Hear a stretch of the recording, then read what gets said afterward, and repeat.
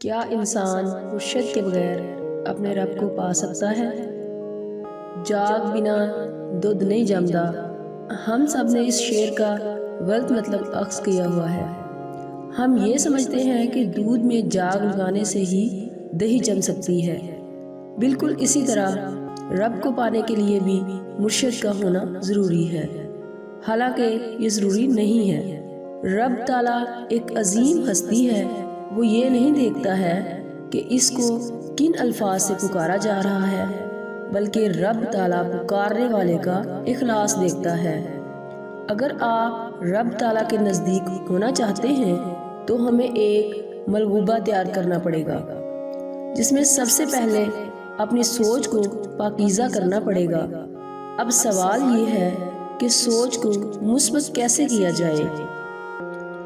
اس کے لیے انسان جب فقیر کی زندگی کا جائزہ لیتا ہے تو اس کو پتہ چلتا ہے کہ فقیر صرف اپنی ذات کی خامیوں پر نظر رکھتا ہے اور اسے دوسرے کی ذات کی خامیاں نظر نہیں آتی۔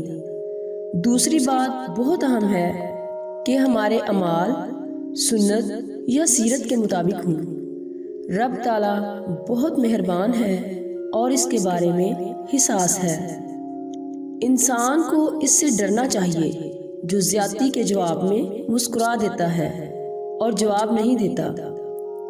اس کی وہ مسکراہٹ عرش کو ہلا دیتی ہے، پھر رب تعالیٰ اس کا جواب دیتا ہے۔ تیسری بات جو بہت اہم ہے کہ اللہ کے حقوق یعنی عبادات کو احسن طریقے سے ادا کریں، پھر آپ اللہ کے قریب ہو جائیں گے۔ انسان کو اس وقت مرشد یا استاد کی ضرورت ہوتی ہے جب اس کے پاس علم آ جاتا ہے، کیونکہ اس وقت بھٹکنے کے امکانات بڑھ جاتے ہیں، تو استاد یا مرشد اس کو بھٹکنے سے روکتا ہے۔